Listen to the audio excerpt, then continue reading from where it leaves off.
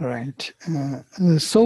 Today we agreed to discuss these topics on the faculties of consciousness more in detail, and I have a few more maybe projections of few more slides to show to maybe initiate this discussion. And Good. It would be nice that everybody would have something to say or to share. I came to this just found my old files on linguistics, and I discovered also that these would be useful for our studies of these faculties, and I will show you now them. I project them, and it may generate some feedback or some kind of thoughts from your side. 1 second, I will make a projection.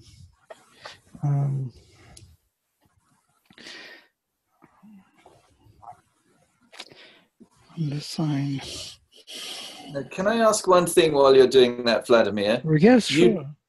You put up another talk that I think you did with some last week. Right. And you had a whole presentation with lots of notes. Yes. Would we be able to have that presentation as well? Sure, definitely. I will put them online if they are not there yet. But there are too many files from before, and that was the problem, how to sort them out and to make them coherent now. And we are moving ahead also, and things are changing, and very nice that they are changing, not staying the same, as it was a few years back. So basically what I wanted to say, that when I was working on the linguistic kind of conception of sign, of Saussure's sign, of signified and signifier, and it was kind of also inspired by the reading of the readers, of grammatology, and his concept of trace, which was very close to the vision, to the metaphysical vision of or better to say, to the phenomenological vision of the sign concept. I made this scheme which was showing the two parts of it. One is signified, which signifies the object of sense, yes, the form, the manos in our language, and the other is signifier, the name, which signifies the object by the word or the vibration of consciousness, which knows it as such in all its properties, relations, and connections, and so on. So both these realities, though they are separate, they are only on the physical plane, on our plane of manifestation, physical reality. They are not separate on the higher planes of being. So on the overmental, they start to split, but on the supramental, they are one and the same. The form and the name, yes? The form we can identify immediately as apprehensive cognition, that which apprehends the self, the being, the form, and there is something which comprehends it at the same time, the name. In Sri Aurobindo's words, the name that knows, yes? The name knows, not the sight. The sight holds, the name knows. So if they are corresponding, there would be this kind of correspondence between them. So they will overlap, and their overlapping will be only on the highest semantic level. The meaning of the form and the meaning of the word will be the same, but the formal aspect, the concept will have similar or overlapping, so to say, values, and also the parts will be different. You can see on the picture. Picture shows very well this what I wanted to say, and very difficult to say. So the difference will be there, and the oneness will be there on the mental level. And on the vital, there will be two different realities already. The form sounds and the form images will differ, whereas on the objective physical reality, there will be two different realities of the word and the form of the object. I started with this when I was introducing first time I was showing you the mouse and saying, what do we see? We see the form, and at the same time, how do we know that this is the mouse? Because there is some other comprehensive part knows that it is mouse. Yes, that it does something which we don't see it in this moment of time. So these are two realities. If I write on the blackboard mouse, computer mouse, and show you their thing, these will be two objectively existing reality on the physical plane, the word and the object it signifies. But on the vital plane, they will somehow interlink, and on the mental, they will have one part which is similar and two which are different, and on the supramental they will be one and the same reality. And in that sense, the sense and the object of sense, the samjnana and prajnana, and from another side vijnana and ajnana correspond. I didn't think about this before. I just thought it before we started this session, that knowledge is one and the same throughout. It cannot be other knowledge. And in that sense, it's kind of a very interesting analogy. That's what I wanted to show you here. My old picture also, if you see it. Do you see it? New picture? No. 1 second, I will make a projection. Do you see now? Yes. Yes. Yeah. This was the old picture which I was making, and I was calling these two realities subjective and objective because it just, it was clear to me what it meant, but now I would not call it this way. I would say that this was more comprehensive cognition, and this was more apprehensive cognition. Yeah? Comprehensive cognition correspond, overlap. On the higher level they are one, on the lower level they are different, completely different realities. And that is kind of interesting, that there is this kind of progression. And this is all about the word which is pressing down and manifesting all the things in the world. And I thought it was a marvelous scheme, because this kind of arrow which is showing that it is pressing down and manifesting objects and the meanings, the words, languages, explaining these objects, is the action of this pressing down word, ajnana, this willpower, logos, which manifests everything in this world. As it was already said by Richard. All right, so this is it. It's just a kind of thought. Maybe it will provoke your thinking, and you may, yeah. And now we can share our thoughts on these four faculties of consciousness, if you would like. Otherwise, I could go ahead and show you what I was planning to finish with, but I will take my turn later. If you like to share, please go ahead. I'm always intrigued about the nature of how words are put together. I mean, you held the mouse up, and I was, how did anybody think of this device as a mouse in the first place? You know, and not a rat or not something else. You know, the way people connect, form words for new things, or the hard drive, or whatever it is.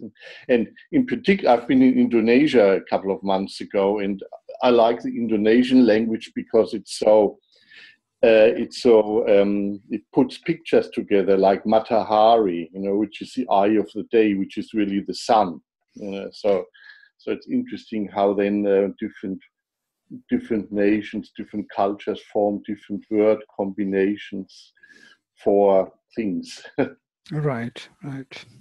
Well, it's a big and interesting question. And Jaska already addresses this issue, and he asks, why do we call this object or this animal by that name?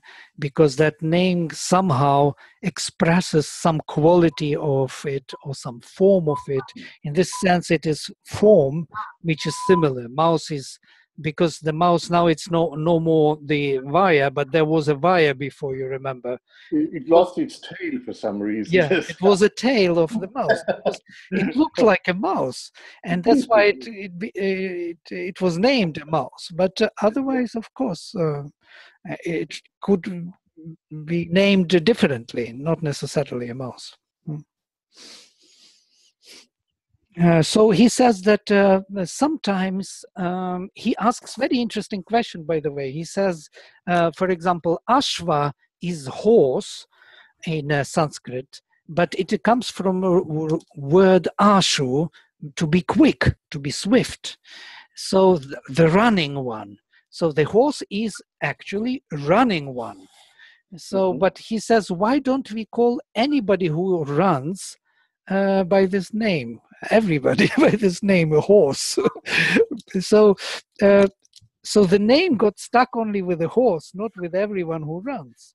So, and then there becomes a question, why do we name certain objects or certain people or have nicknames? Because he says it's not necessarily will be the central name. It can be kind of a secondary name or secondary quality, which is not so important, but the name is somehow getting stuck to this to indicate this object or this subject, and it is used for a while, and then it is dying out, and there is a new name coming in to indicate this event or this subject or object. And that is kind of interesting to think about, that we change names to the same things over time. Yeah, I have a comment. Yeah. This correspondence between differentiation by name and the actual differences between things, is very much what you were saying a while ago about language. The word and the thing both express that fundamental aspect of being called difference. So you couldn't name everything that runs a horse because some have 2 legs and some have 4. So it's necessary for the mind to distinguish according to what's actually there. And I think it's still a little bit confusing when you say that the object is an object of apprehension, and the concept is an object of comprehension, because it tends to put the main emphasis on the subjective. Both of those ideas, the idea of the name and of the object, tend to focalize on the subjective aspect of language and knowing instead of on the actual existence of things. I think that's still a bit of a contentious problem. Right. That's so why I say that objective and subjective, in this sense, it's an old terminology. It was written, I don't know, 15 years back, this scheme. But now I would put comprehensive and apprehensive and comprehensive cognition on these 2 sides. But it can be both subjective and objective, right? No, but that's exactly the problem, because if you divide the phenomenon into cognition and consciousness, let's say, or apprehension and comprehension, you're still focusing on the act of the subjective being, and that which is being apprehended and that which is being comprehended are other. Right. Yeah. Well, we cannot avoid it because that is the problem of our self being different from everything else, from any object or image of things which we want to know. Yes. So we will always stand aside or apart, and we will always identify ourselves with what we want to know. And in this sense, I'm projecting one more image. Do you see the new one from the text? Today I added these blue lines to our integral paradigm of learning text.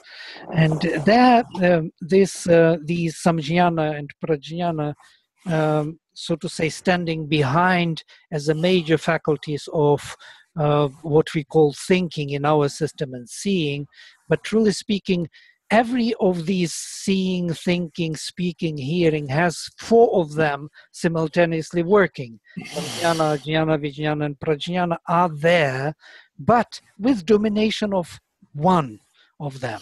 And in thinking, there will be more domination of some jnana, of identifying the object of sense with oneself, so to say, knowledge by identity, holding the image of things subjectively, whereas seeing will be holding it objectively, seeing it as such. Yes, and there can be a switch from seeing as such to the subjective very easily, because these four are present simultaneously.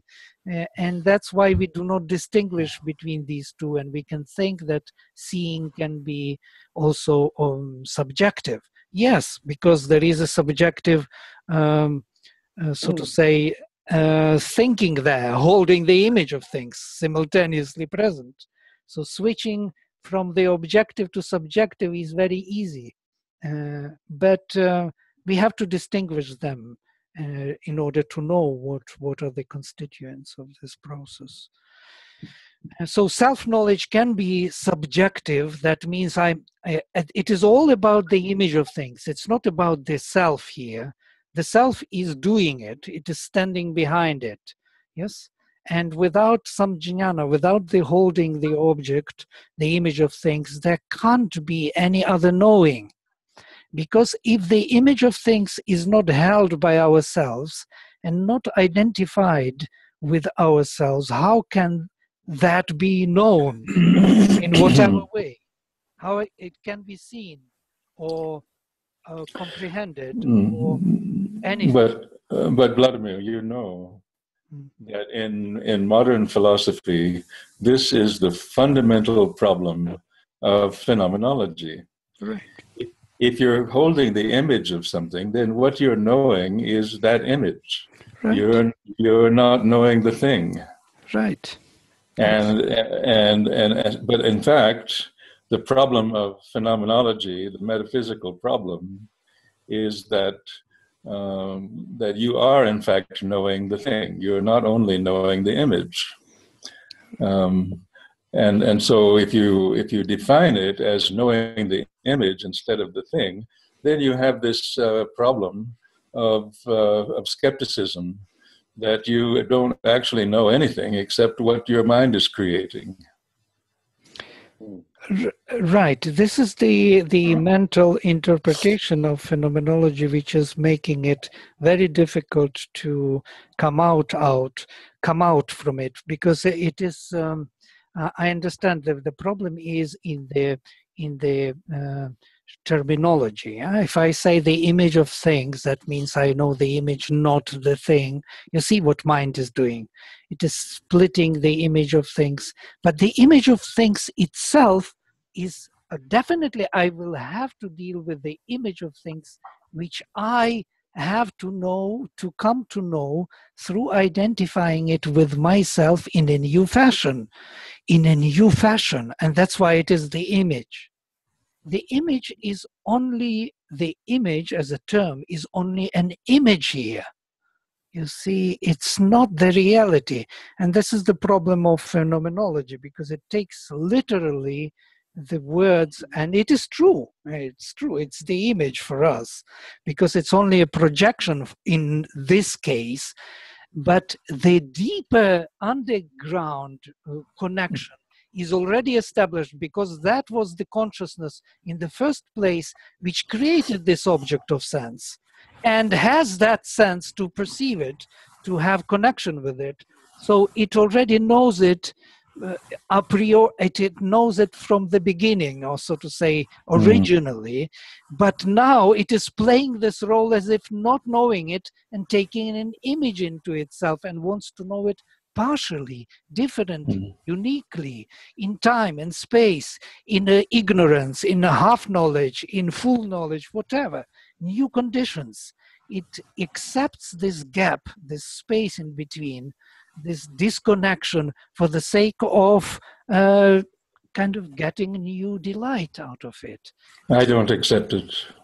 Why not? Because I don't believe that my mind is producing an image. Well, an image is here as a symbol only. I'm seeing, when I'm looking at this computer, I don't have any image in my mind at all. I'm looking at this computer. Image is only a token, a word, which helps us to understand that there was... No, it's not only a word. There are people, very serious people, who believe that you're producing an image in your brain, which is what you're knowing, and that you're not knowing what's there at all. But the image would not come if there would be not there anything at all. Image is only connecting me back to the reality, so to say. Well, my opinion is that there is no image, and that's a false interpretation of consciousness. All right. Could I make a comment there? When you look at people who are mentally ill, some people call them psychotic or schizophrenic, whatever you call, they often look at something where we all, in terms of our, let's say, consensus reality, would say, well, we are actually sitting in front of a computer, but some people actually would think this is something completely different. They would even recognize it as a computer. It's an image, isn't it? No, I realize that, and that's why I think it's a very serious mistake to base any theory of consciousness on psychotic behavior. But it shows how different states can be, and who tells us that the psychotic actually, I know the difference, and there is something called the faculty of discrimination, and so when somebody like Damasio creates a whole theory of knowledge based upon dysfunctional brains that have been intentionally made dysfunctional, I think that's idiotic. But there was one thing. There was a wonderful book I read called "The Man Who Mistook His Wife for a Hat." Yeah. But what they understood from that was that in our sight we see what he geometric shapes. So his sight wasn't able to see what that geometric shape was, so therefore his wife mistaking his wife's head as a hat, they were both geometrically in his sight the same thing. And he would tap a fire hydrant out in the street and think it was a little boy. Right, that guy was a fool. So it actually helped them to understand where our sight starts. Yeah. No, but in the evolution of consciousness, there has been a very long period of time, a couple of thousand years, during which time the human being has been deluded by the variation in perception that can be the focus of study and consciousness, and on the basis of variations of perception, metaphysical conclusions are drawn. But it's a misplacement of ontological conclusions based upon a certain kind of consciousness that is actually not very advanced. But there are other levels of consciousness that are much more advanced, and those are the ones we're talking about, actually, in which it's not possible to even make a mistake about knowledge, because knowledge is absolute in that consciousness. So we're hovering somewhere between a tradition of skepticism and a tradition of Gnosticism, and we're really trying to figure out what the difference is. And it's not a simple thing to do, but it's a fundamental problem of epistemology and metaphysics. And it's based largely on misplaced conclusions based upon fragmented understanding. Right. But can you, how to say, explain this difference? I understand why you are against this image of things word or term, because image is not, so to say, real. It's not a real thing. It's a picture. It's a picture in our mind, in our consciousness, which is, so to say, does not represent totally the reality. I know, I don't have any picture in my consciousness. And there are some people who do have pictures in their consciousness, and they're more interested in the pictures in their consciousness than they are in the things. Oh, interesting. But not everybody has that problem. I don't have any pictures in my consciousness.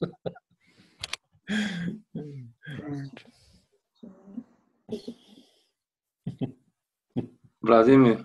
Yes. May I say something to this argument? Yeah, please go ahead. Because this is also a preoccupation that I have, that while playing, I have a picture, recently came up this thing, that I get a picture of the self, not a picture as a picture, but let's say an idea of a picture, of a presence, which is not definable. It defines itself in connection to the things that come up. And this is an interesting thing, because then you have, it just clears itself while going ahead what it wants to be. If there is a picture of the self, a defined picture, as Rod said before, that you have a picture and you are interested in that picture, this picture will give then to that what you see, what you perceive, an imprint on all of that. But in this case, it is not defined in pictures, this presence. It is defined as a presence which has certain how do you say in German, Ausrichtung, a certain polarity. And it has a certain powers. And these powers, while you are looking at something, these powers come forward, these powers of knowledge, and define then this self what it is. Right. And I find this very interesting. So I think that's clearly subjective. It's an aesthetic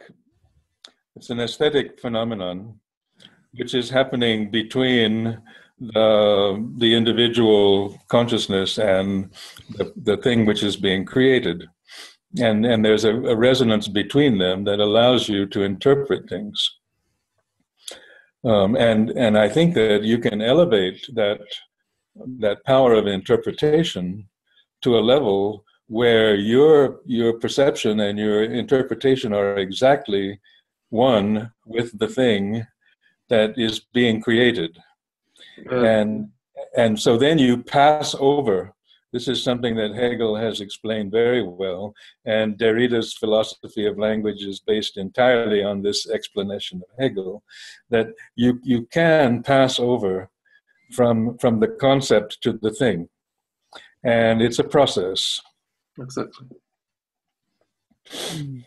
It's exactly a process, so you cannot define it. You don't even know what it will become.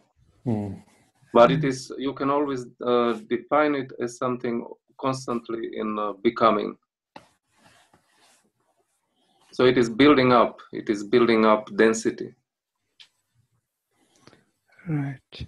In my view, what Rod objected to was interesting because it shows immediately two layers. The image of things is used by Sri Aurobindo. I followed his terminology, and I liked it because it was telling me that the imprint of reality which my consciousness gets and holds on to is not totally the thing. And I liked the idea that it is not the very reality as such, because the very reality in contact with my consciousness is already established in the first place. It's already there before this game of gap and perceiving it as an image of things could take place. So there is a double process, so to say, involutionary process establishing all the connections, and evolutionary process kind of trying things out, looking at them from a new imagery, so to say, imprints or impressions, impressionistic perspective of consciousness, which wants to draw out of it some elements, not all, not everything. And this is the very power of consciousness, which creates this world in this multiplicity. So to say, it spells out the details in a particular form or time, and doesn't do to the everything, to the whole thing. And that's why what Lotso is saying, it's a process of becoming. This is a very different view, which I don't think anybody has, that there is a double process involved and not one, as we try to explain everything from the one perspective. And in that sense, of course, Rod would be right, that there is no image, but there is a reality, and cannot be image. If there is only one way. But if there is double way, then there can be a play of image. Yeah, well, I agree that it's a double process, and I don't think that that's unusual. But I also think that it's a transitional process, that this is not definitive, that it's somewhere between the subjective idea of knowledge and the Gnostic idea of knowledge. It's still hovering between them. It's not yet quite complete. Definitely. You're hovering in your definition between two poles, and you're making a really good attempt to synthesize them, but it's not there yet. Definitely not. Yeah, I agree totally with this. And that's why we are coming together to discover it. Yeah, it's a process that's going on. Right. That all the time it happens that there's maybe an image first of something, how is the situation, or how the town is like, or how is a person like. And when you keep your mind quiet all the time, there's a shift, and you come into the reality. And I mean that everybody has experienced. Well, I had just the other day I heard a report that it is completely different. It was kind in the realm of the problem which is presently going on, and it was about somebody who was caught in some kind of fanatic circle where he was brainwashed, and then he was studying in a university. He came there and he saw actually he was brainwashed there, all his enemies, but his mind he succeeded, that he was just looking at the people and saw, oh, they look like me, they're my friends, and then got a shift. And at present he's lecturing around to people who are just brainwashed. Quite interesting. It's interesting. Yeah, it's very interesting what you're saying, because it kind of confirms this double process. One thing is reality, another is brainwash or propaganda, which creates an image in ourselves. So we believe in that image instead of seeing the reality, and then we discover that behind this image there is a reality. And I want another thing about Nama, or the word, which one can see with small children. for example, they have the first observation and they see something is moving and they catch the cat. And then for some time, maybe everything is cat, which moves and has 4 legs. And after some time, then they differentiate in the language. But by that they define, oh, I have seen, I have now a knowledge, I have an apprehension or even comprehension of what is movable. Yeah, we can see. Yeah, children. And one more thing, I just remembered from Nyaya, which is actually a mental science and from Indian tradition. They say that the seeing is after the hearing. Just the opposite. They say, for example, whatever is, they give the example of a fire.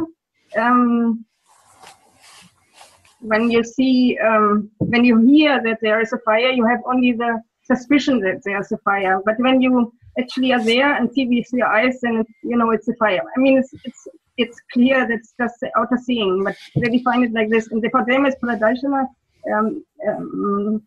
something like this. I call it, it's the highest knowledge. Yeah, Nyaya is following the Sankhya scheme, and in the Sankhya scheme, I'm just projecting here, hearing is first, and then seeing is only third. Yeah? Seeing and requires already hearing, the vibration which will create first touch, first kind of clash of 2 movements, which will add to it 1 more dimension, and it will become heat and light, and then the seeing comes.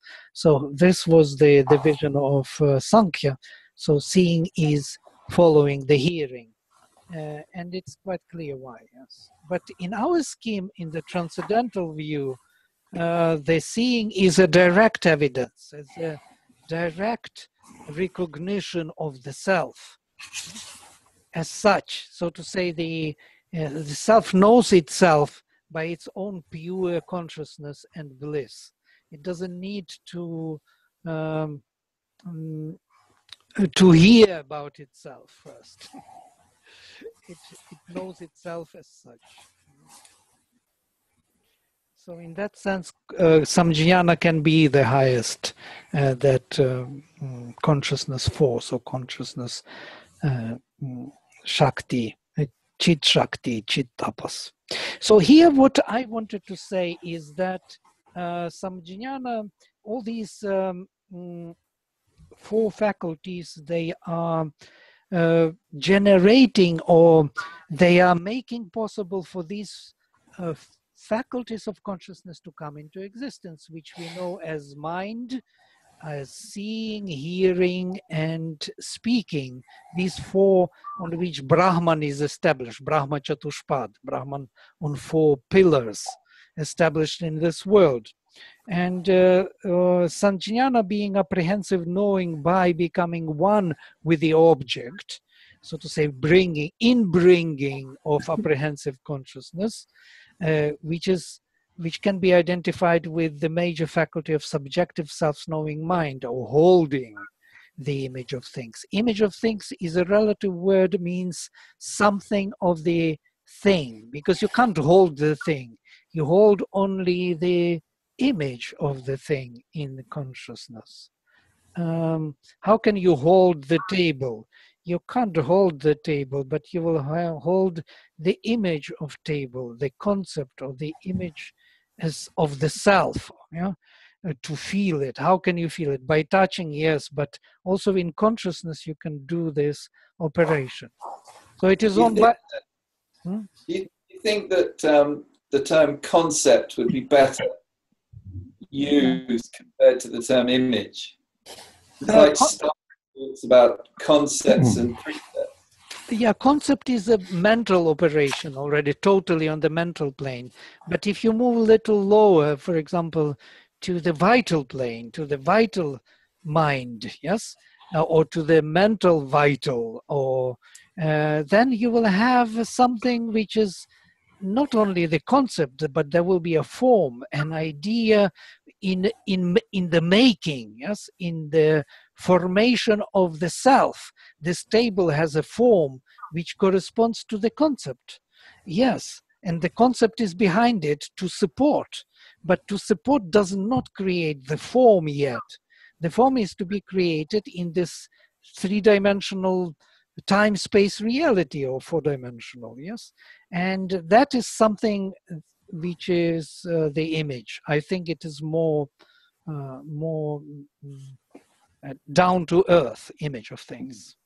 I like, actually, if I may make a comment, I like the idea of concept, because the concept is in a sense beyond the senses, because if a blind person obviously would have much more a tactile image of a tactile perception of an image, a tactile perception of a table, somebody who's very grounded in smelling. Some people smell more things than they touch. So the term concept is maybe good because it's beyond the strengths and weaknesses of the senses, in a sense, which, you know.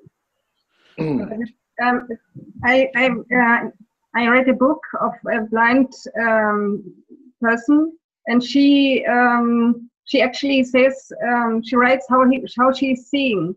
She trained people in Tibet with horses, and she was riding horses without seeing, and she had the possibility, she always said how she sees, but in a different way. Yeah, it's very interesting when the person was always blind and then he or she has to ride horses. Can you imagine what could be there, the image of things? And she was teaching other blind also to ride horses. Amazing.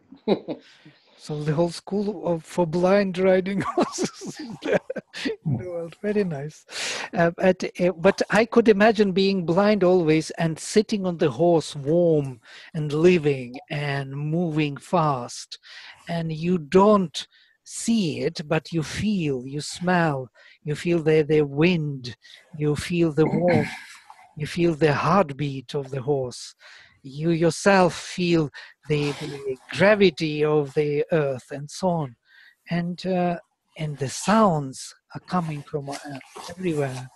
So in a way, this image can be very beautiful and very interesting. And it is an image, it's not a concept. Concept is in the mind. It is free from senses. Senses are not yet totally involved. Yes, they are kind of involved, but differently. So to say, they are not dominating the image. They are not defining it totally. I would just point out that Sri Aurobindo has given two different explanations of this process of knowing. In the Kena Upanishad, in chapter 8, he has defined what you're talking about, which is the way that the mind apprehends the eidolon of the thing. But in chapter 9, he speaks about a different knowing by identity with the thing itself. And, it's the difference between mental and supramental knowledge. And he has defined two quite different processes. So, when you speak about the image in the way that you're speaking about it, it's perfectly accurate as far as a certain kind of mental knowing goes. But it's not the end of the story. No. I agree. Very nice that you mentioned supramental knowledge by identity. But it is on the ground of this supramental knowledge by identity that this operation of samjnana is possible. Is it not so? Yeah, it is. But it's still a transitional structure. Definitely. But what we are interested in true knowledge, what is really happening and how we know things in this kind of separated world and why we know them, because there is this knowledge by identity defined by the supermind already. And Sri Aurobindo says even mental, we cannot know the mind, we cannot know the mental operations without knowing the supramental. It will be always fading away from us. It will never give us total understanding. We will never perceive and know the mental way of knowing, because we do not see the supramental behind. It is only with supramental that we will start really understanding how mind operates. And of course, it is that which is kind of underlining the Samjnana work. So my problem with it, with the theory that you're expressing, is that it puts a heavy emphasis on the subjective process of knowing, which has been the preoccupation of philosophy, for a few hundred years, and it's that there's a tremendous amount of labor that has been expended year by year for 400 or 500 years on defining exactly this thing that you're defining. Okay. It's not a mystery, but it tends to draw attention to a mental process, that is pretty obvious anyway in the first place. And it doesn't get beyond that. It keeps being stuck there. Could be that we are stuck here for a long time, and the system will become so kind of self-explaining everything that you cannot get out of it, and you are locked in the knowledge because it is so clearly defining everything that you don't need the reality anymore. You are happy to be there. That's the problem. And sit there forever, and whatever you will be asked, you can explain everything. But as Sri Aurobindo says, once everything is explained, nothing is known.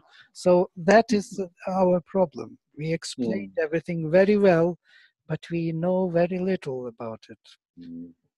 I agree. So what would be your proposition to get out of it? Should we really proceed in this manner and see why these faculties, in my view, why these faculties altogether appear as we know them: mind, seeing, hearing? What is the split on seeing and hearing? Of course, it is all there in the literature in different ways explained. I think it has value, and it has the same value that studying philosophy in general has. We can examine these concepts carefully, and by doing that, we examine our own process of knowing more carefully, and then we bring ourselves to some aporias, some problems that are not adequately solved by this understanding and reflection, and then we have a possibility to move beyond it. Okay. If we don't examine this kind of knowledge, then we're not likely to even question what consciousness is. So it has that value, I think. Okay.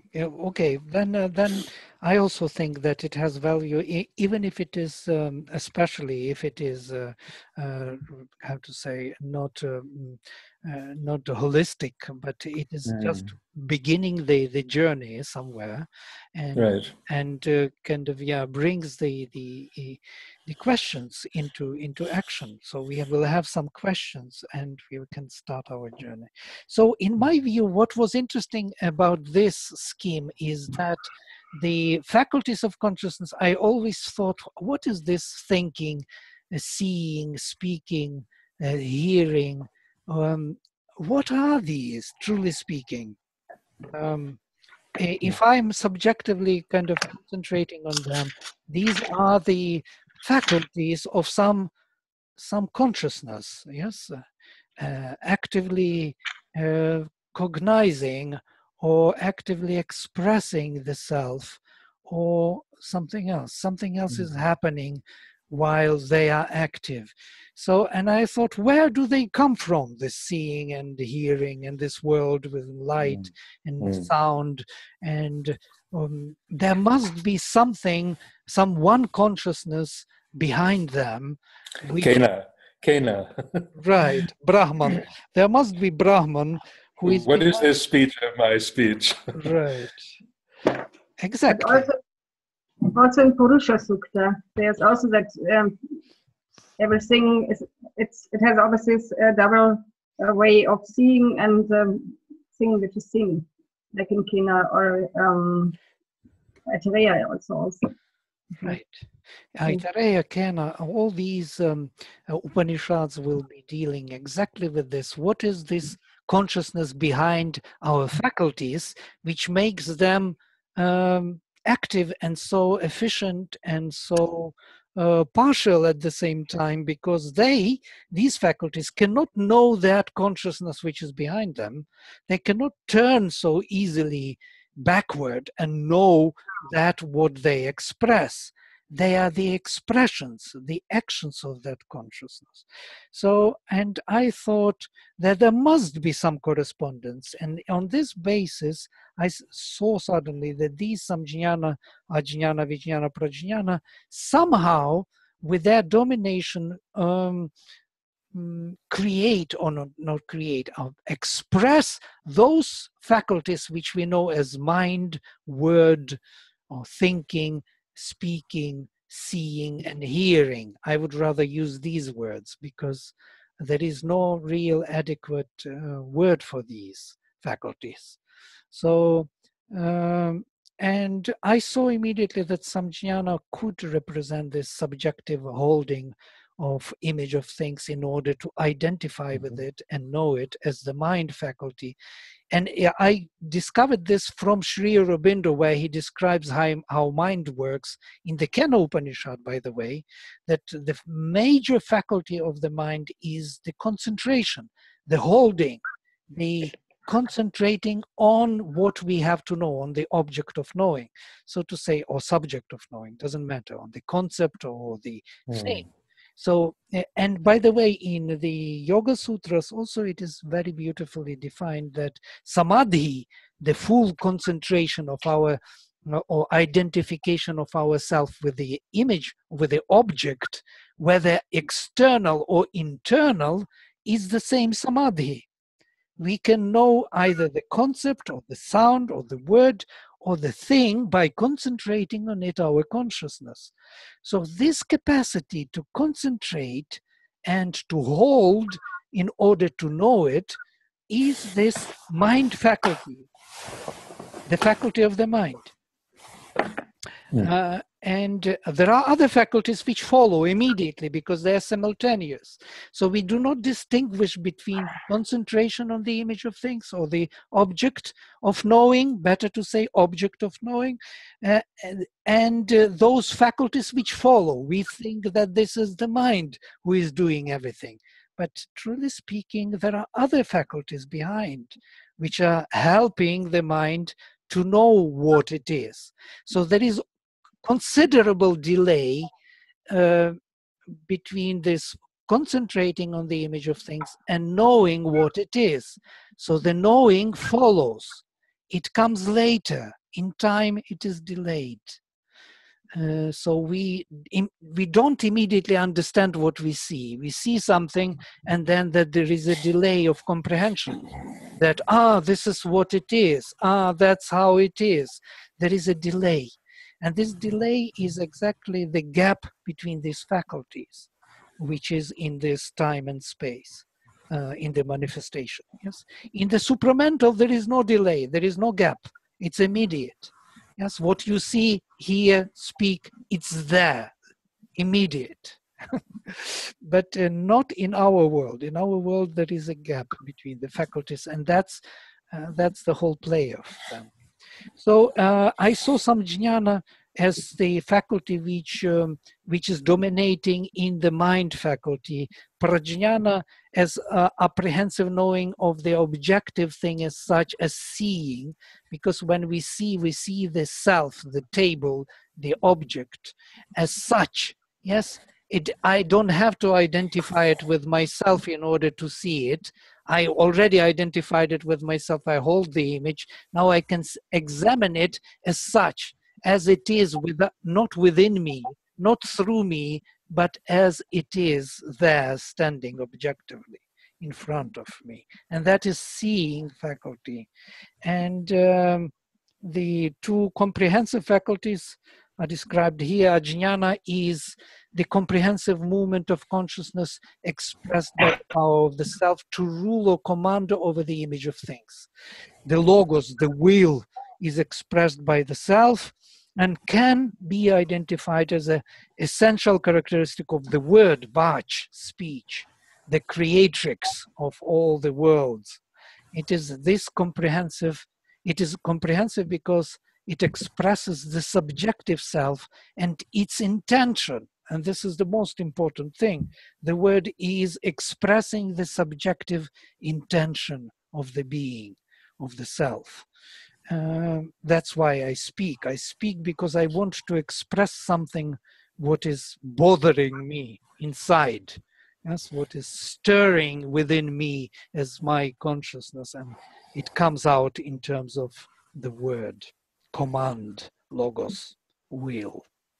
And Vijnana is comprehensive, simultaneous knowing of all the parts in their relations and essence. Supramental, subjective, and comprehensive knowledge can be identified with as the essential characteristic of Shruti, all-inclusive and all-pervading presence of the spirit, so to say, connecting all the meaningful interrelations or vibrations of the selves in their intentions, in their projections to the future, in their connections in time with the past.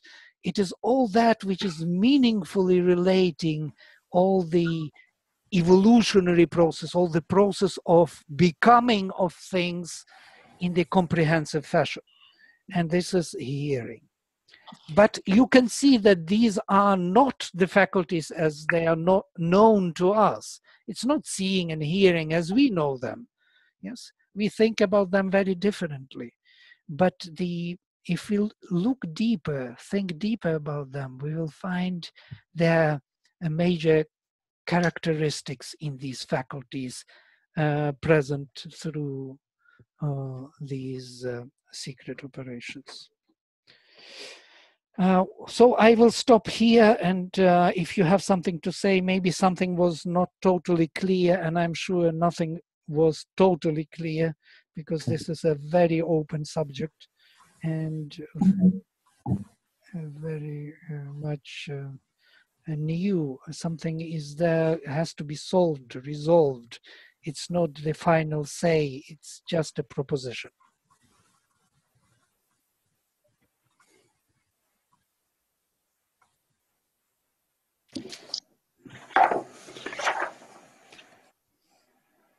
But if you were going to define what the issue is, how would you define it?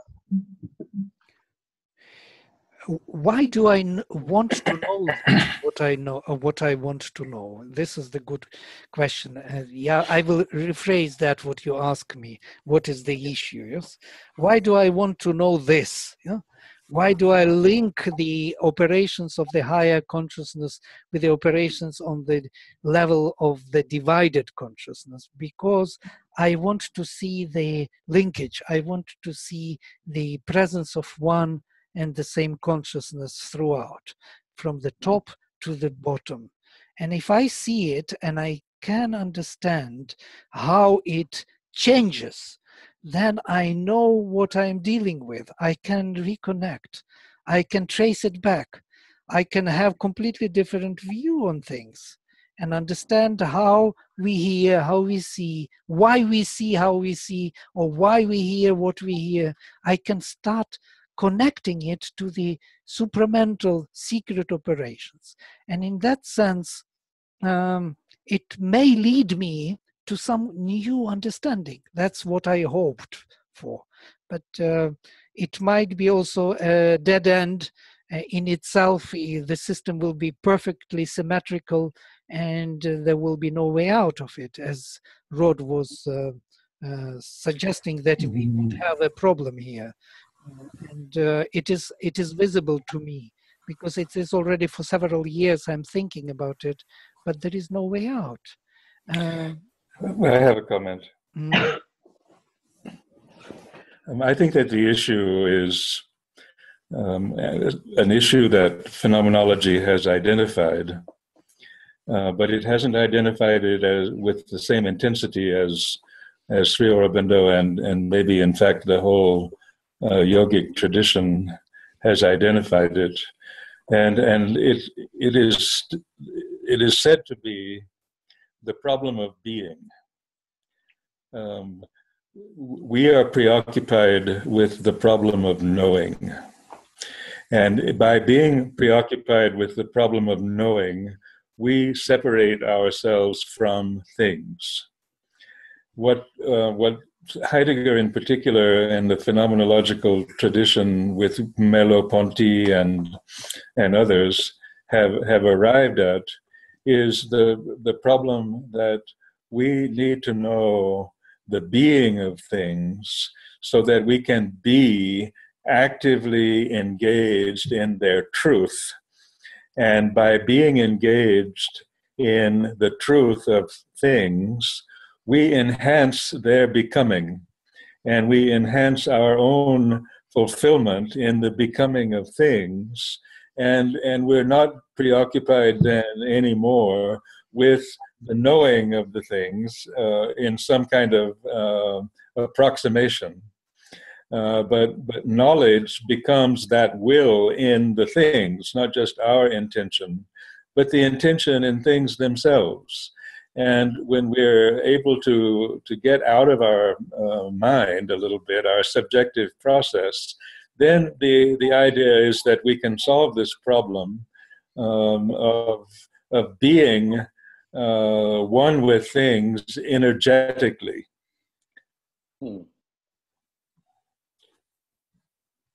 I think that's the issue. Yes. How to move from knowing to being. But is there, I would say, is that, if we, to be oversimplistic, if love is our easiest way to finding God, to understanding, to being anything, but intelligence and study is our way of knowing why we love. And then consciousness becomes our ability to share. And that sort of, simplistically what I'm saying is, I really like what you're saying, Rod, is it's a difference between being and knowing. Knowing is actually, if I know something,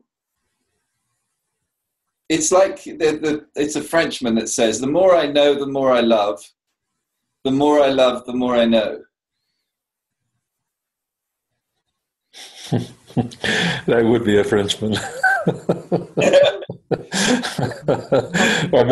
or maybe a Slav. Yeah. This idea about knowing we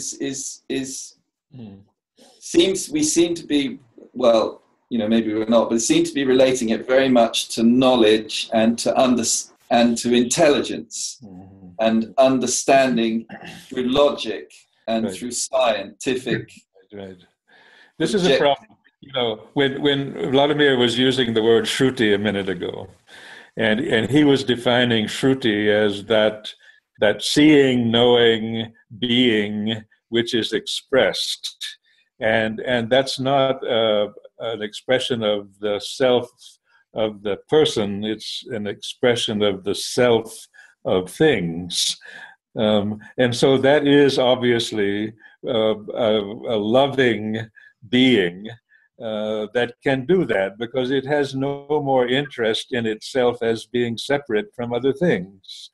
So Shruti is a faculty that we hardly have access to, but I think that's what you're talking about. Yes, may I say something on this? Please, yeah. Yeah, this was a good kind of distinction between consciousness and the faculties of consciousness, and something behind them which wants to be expressed through them and by them and connect through them to other centers of being, yes, or selves. And that is another part of this presentation to which we never came. It's on the psychic being. And I think the psychic being present behind these faculties, which are universal, or even they are coming from the supramental to our physical world and pervade all the worlds of being, presenting them in a particular fashion. But behind them, there is someone loving, someone wanting to come to the surface, the supreme wanting to come to the surface in terms of individual manifestation, and using these universal faculties for its own kind of way to come. So Delight.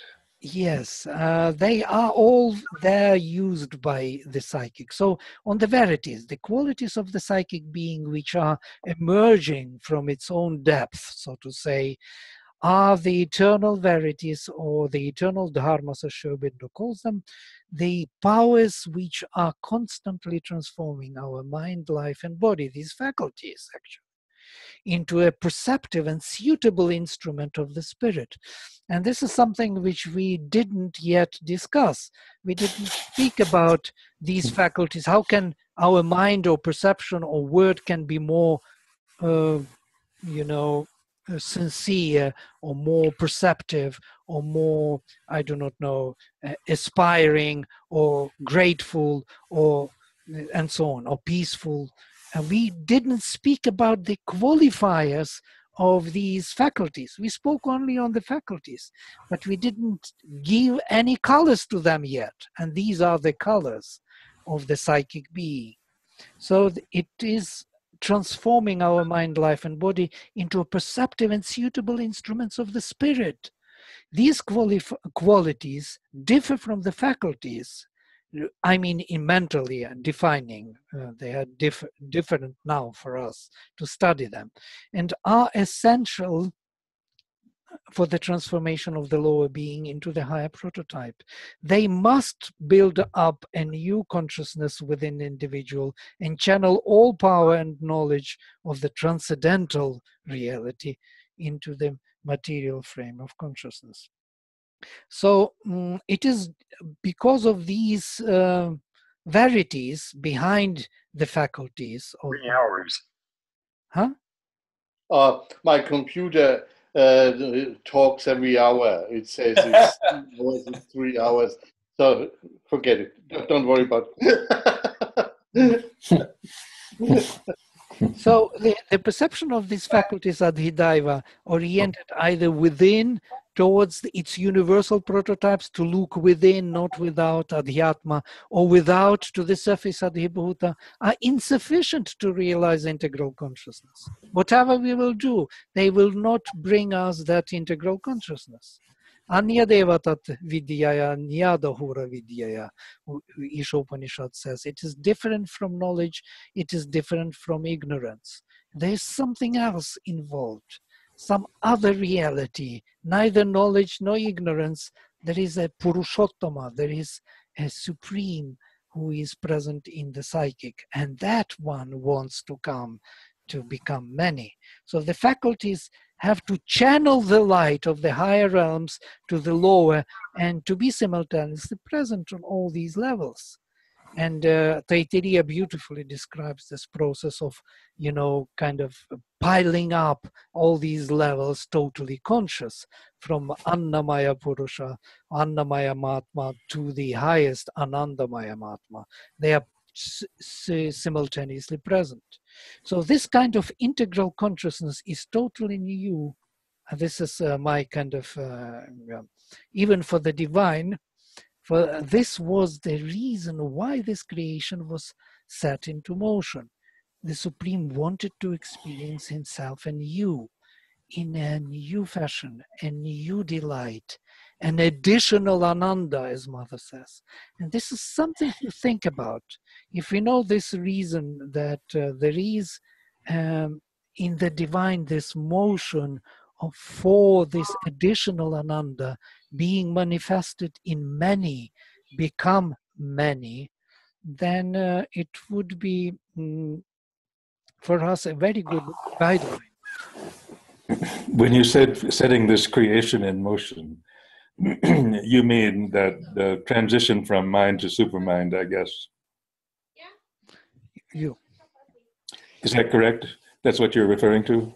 Say it again, please, because well, you said the reason for setting this creation in motion. I suppose you mean the creation of the instrumentation for supermind, from mind to supermind. You're not referring to the creation of the cosmos or the creation of the earth or the creation of the faculties.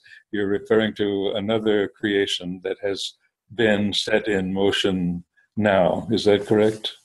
No, I thought actually from supramental to the physical, yes, that the physical was created from the supramental, and that was set in motion for the sake of experiencing this kind of a unique, infinite varieties of oneself and adding to one's own delight. So that's a kind of general explanation of existence. Right. Right. It's very general, but it was very meaningful to me. That's a kind of a big jump from how our mind works. Well, yes. Well, I thought everything here is connected, because if we are talking about supreme manifesting itself in the individual form, this is already jump far beyond our mind can work with. So this would be, the creation itself will be a smaller issue, by the way, in comparison to that, how to say, objective to Well, become many. Yeah, I think that's quite a different subject, actually. Yeah, well, I don't see it different. I see it as related, but maybe related. Yes. Okay, so you're saying the faculties of consciousness are equally within each, if we call them levels, or within if it's the preparation for the creation, the original faculties of consciousness, then those same faculties of consciousness we are using. Right, we are using the same faculties of consciousness which are original, only we know of them as these partial, and we think that it is our seeing, our hearing, our speech, but truly speaking they are universal, and we all use universal faculties thinking that they are individual. It is because of individual element in them which is coming from the psychic, that very love you were mentioning. There is a soul in us which is making it all uniquely individualistic. But truly speaking, they are not individual faculties. They are all pervading faculties of consciousness, from the supermind to the physical creation. And here I'm coming to these eternal dharmas. There are 12 qualities of them, clearly corresponding to the 4 powers of the Divine Mother. And these are the psychic qualities: sincerity, humility, gratitude, perseverance, aspiration, receptivity, progress, and courage. Mother says these 8 qualities, verities, are directed towards the divine in ourselves. Sincere towards the divine, humble towards the divine, and grateful. So not to the humanity or other beings, but kind of internalized towards the divine. And there are 4 qualities towards humanity: goodness, generosity, equality, and peace. And they are all corresponding to the different colors. And this is the mother symbol with different colors. I'm sure you know this symbol very well. It's a very important symbol of the profound psychology. So you can see here, starting with sincerity, blue, below, and it belongs to Maheshwari. I don't see it. I don't see it. We're not seeing it. We're not seeing it. Okay, sorry. I will make a projection. Now you see it? Yeah. We don't have an image. Yes, we do. It was a joke. I know. Yeah, Right. there it is. Nice joke. Right. Just It's have only, and it's only an image, by the way. That is only an image. and an image with some colors and words on it. Yes. and just an apprehensive attitude, you know. I see some colors. and I think it's a big problem.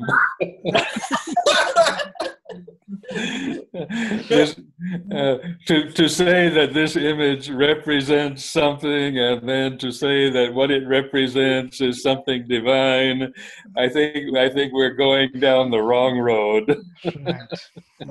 Okay.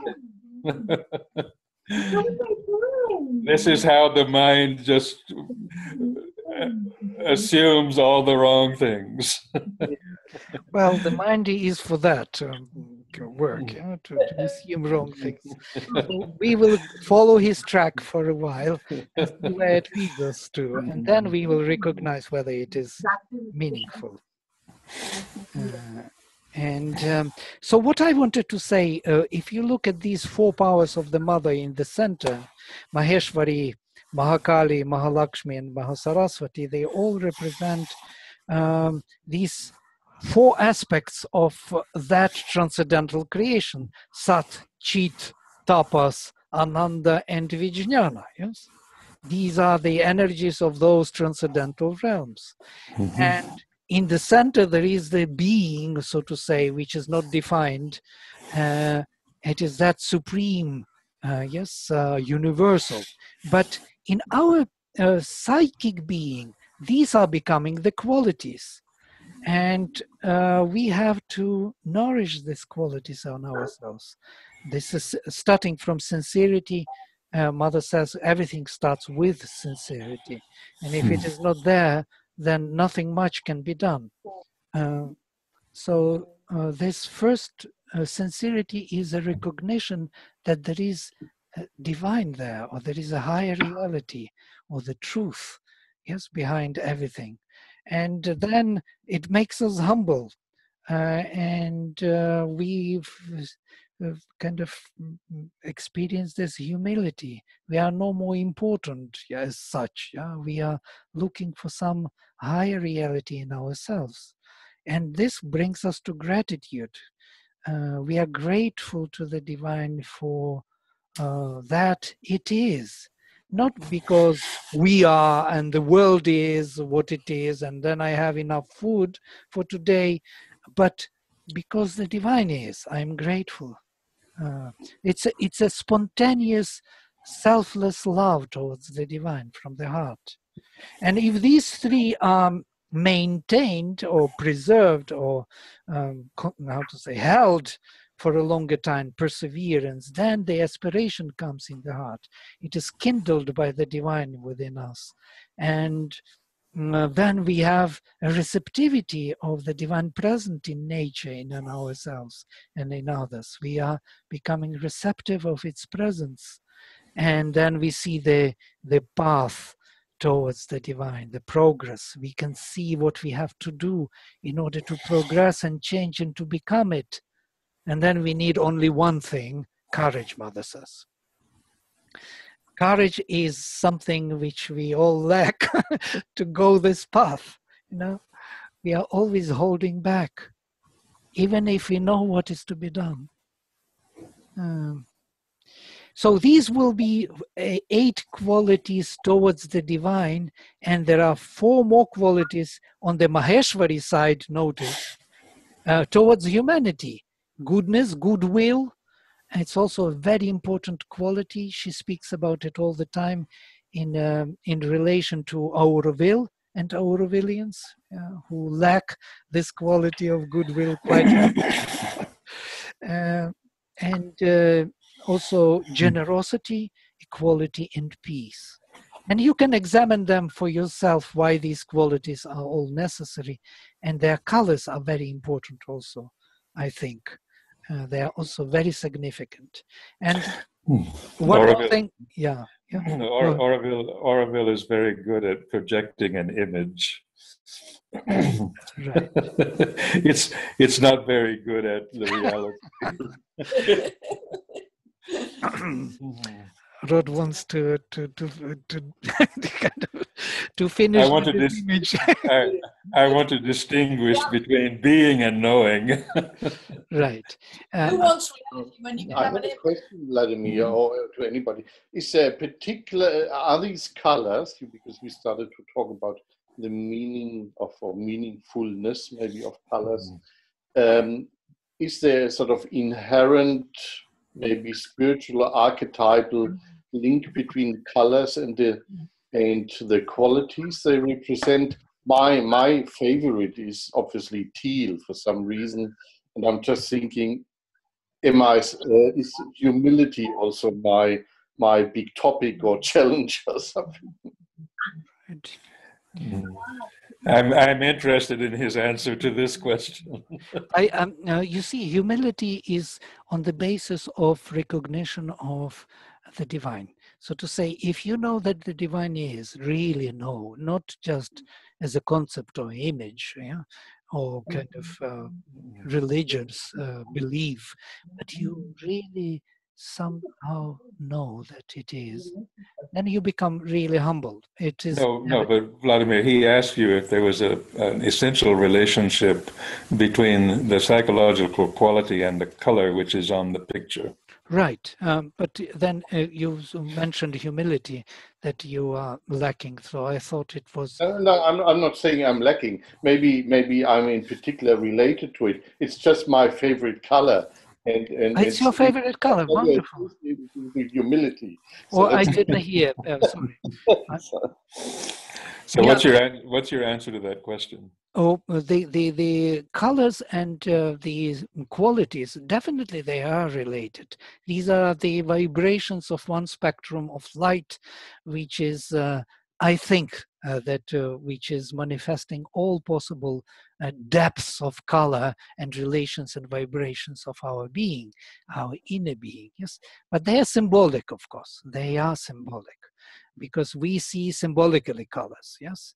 So, but this symbolism of the bluest sincerity and this beautiful deep green blue humility, somehow Mother says that, for example, gratitude and humility is spread in all nature, in the greenery. You can see the green nature, green leaves. It is because these qualities are there. So there must be something about these colors.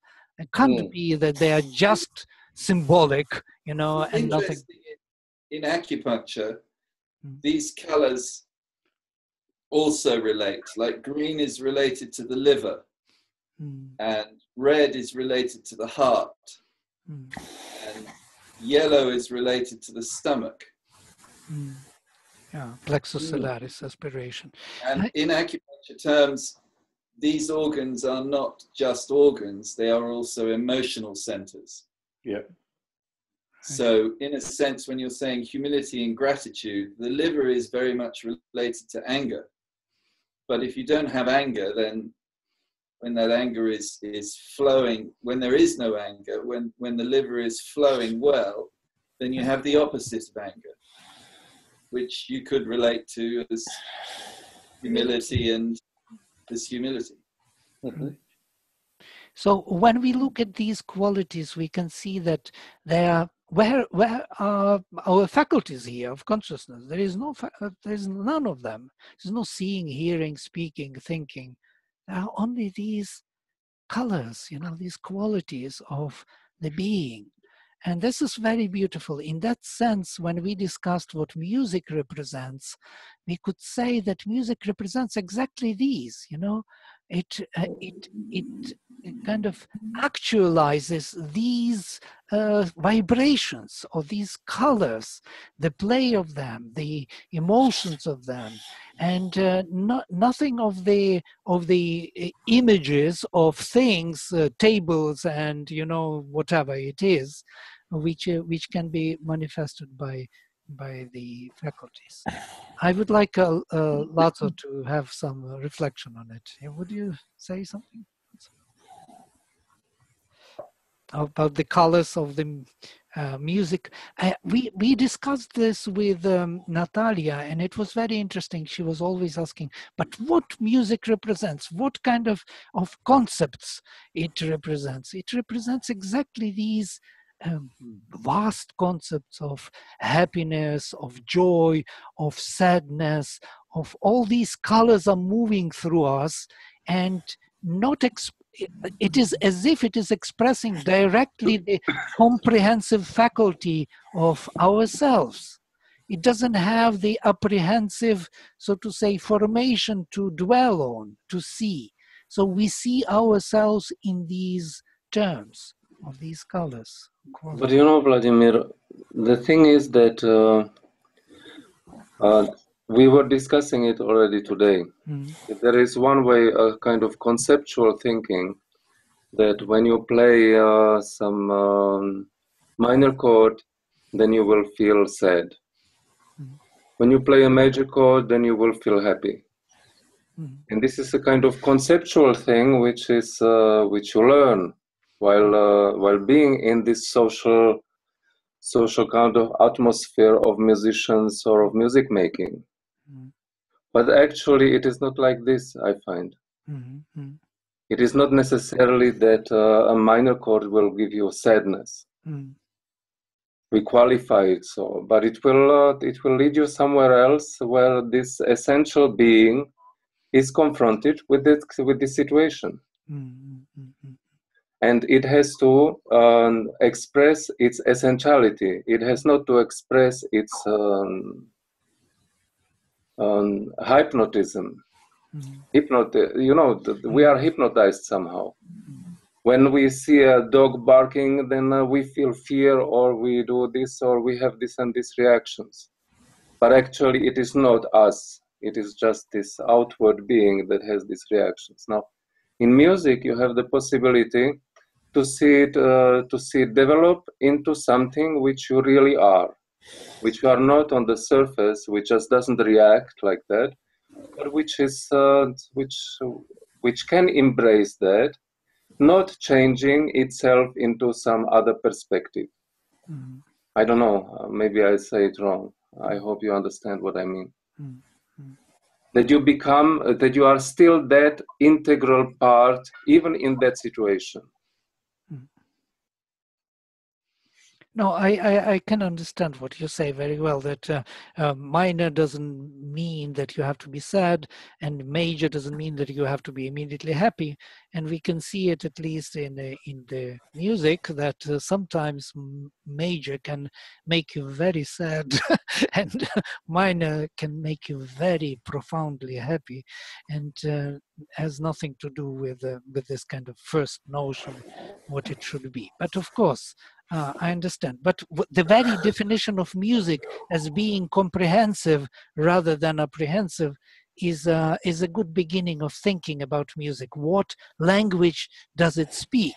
Yes, it speaks the language of these states of being, of our states of being. Yes, it speaks the language of the self.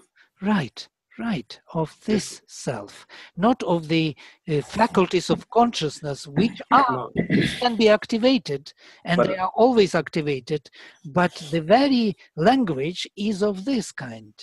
And that's but I wanted to say this one also before, when you were speaking with Rod, that what all these things that you explain about comprehensive consciousness and apprehensive consciousness, and then you come and you have your system ready, and then what do we do now with this, with all that?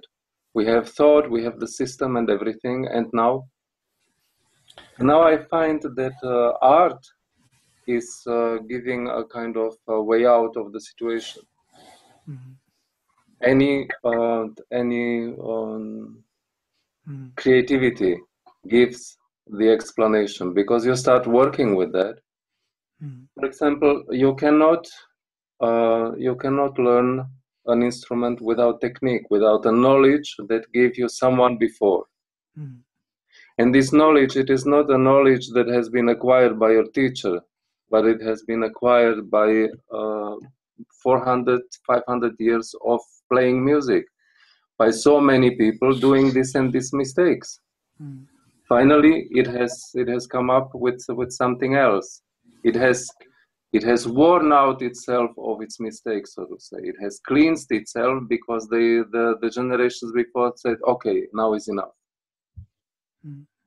And now I have the feeling that in music it is also, because it has become so vast, especially classical music in the whole world is being played. Except maybe in India, they have their own. So I have an answer to your question. Yeah. Of course, it's very tentative. But whether we're playing music or meditating and studying or performing some service, I think if we take this image on the screen here, and if we divide it in half, where from goodness to perseverance on the top arc, if we are energizing ourselves outwardly according to those brighter colors at the top, and if we're inwardly holding ourselves in that kind of blue state of sincerity and equality, if we have the outer and the inner as intensely expressive of these qualities as possible,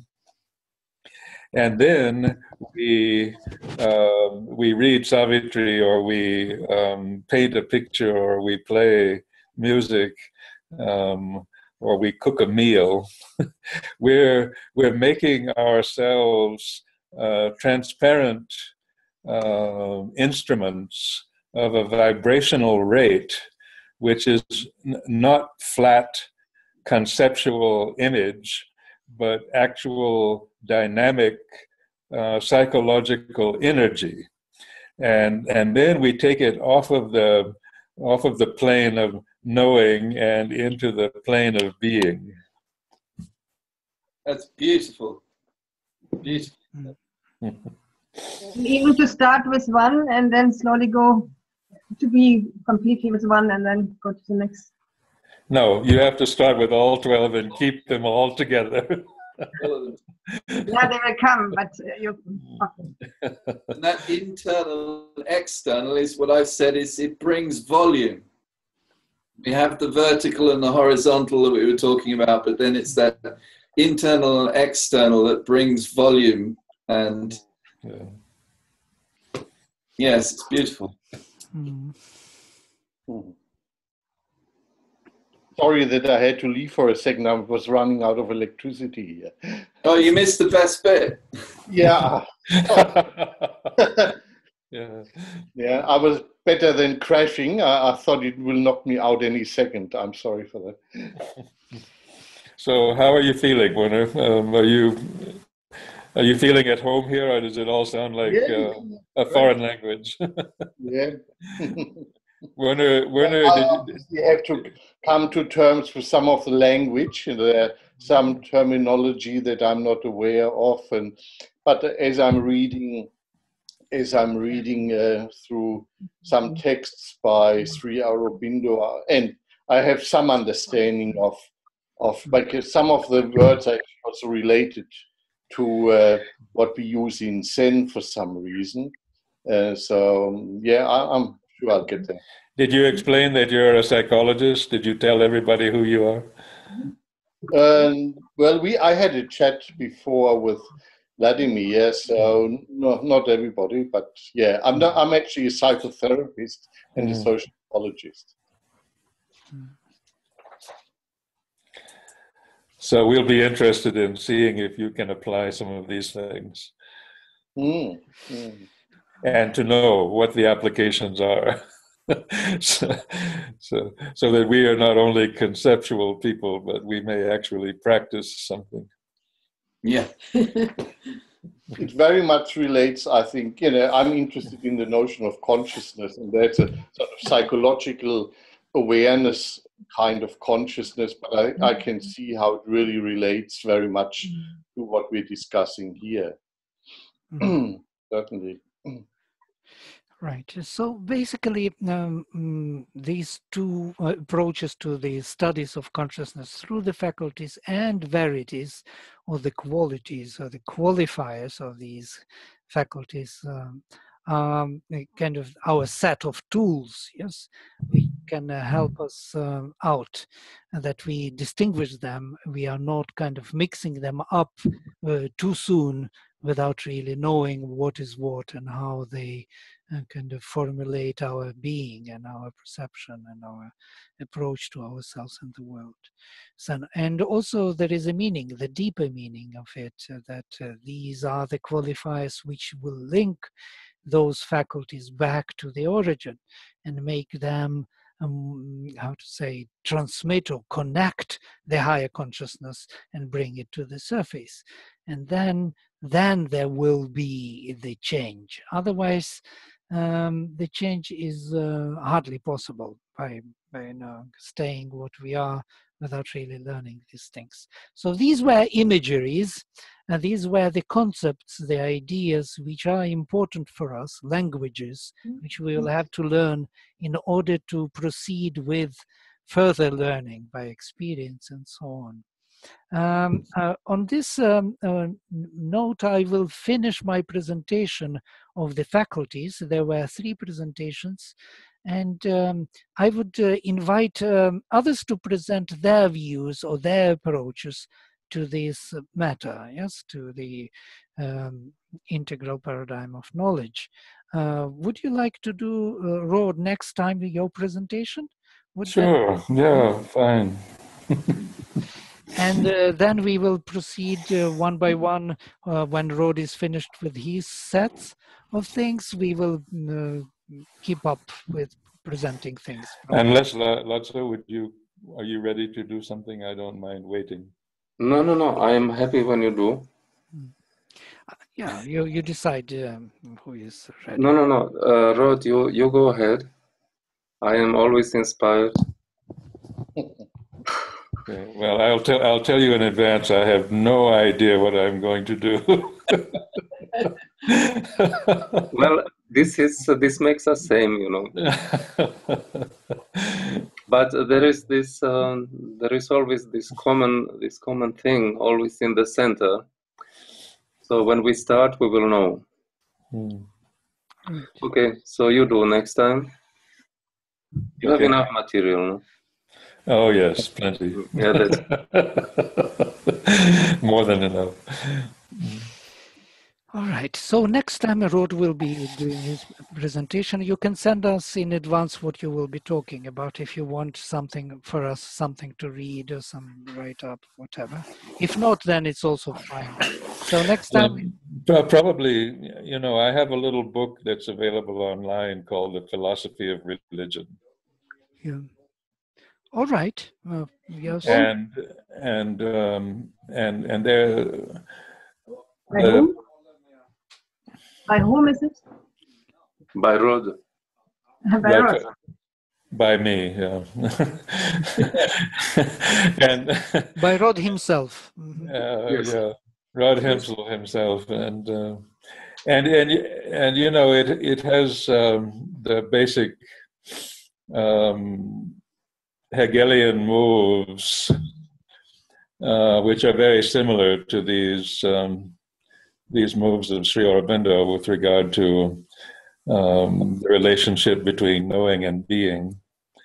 So I'll probably review some of that. All right. It's kind of fundamental. All right. Can it be related also to these topics that we will have kind of similar development? Yes. Not. Absolutely, yes. All right. Very good. So then for today we stop here. If you don't mind, we meet next time. Again, 3:30 Oslo time, 2:30 London time, and the rest 8:30 US time. No, for me it's 7:30, not 8:30. 7:30 already. Okay. And Indian time, and yeah, about the same. Right, and of course, Australian time would be, I do not know. It's okay. I'm actually quite awake, so yeah. Really enjoy. What time is it? What time is it there with you? It's now 3:30 in the morning. 3:30. Oh no! No, just about time to go to bed. Huh? Yeah, but it's good because Sunday morning I can sleep in. Saturday morning I have to go to Zen at 7. That would be not very useful. But this morning I can sleep in, so it all will work well. All right, very nice. So let us meet then next time, and then all the best, and see you next time.